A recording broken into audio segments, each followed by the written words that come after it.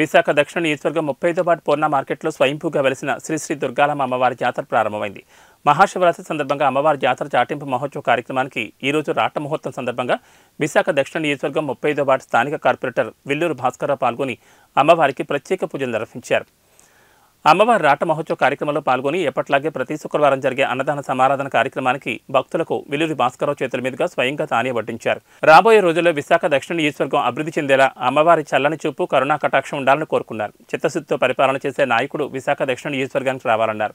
ఈ కార్యక్రమంలో ఆలయ ఈవో శేఖర్ బాబు, ధర్మకర్తల మండలి చైర్మన్ నాయనమల్లి బాబు, ఆలయ ధర్మకర్తలు భక్తి మంగరాజు, యాల రమణమ్మ మరియు నాయకులు, కార్యకర్తలు పాల్గొన్నారు.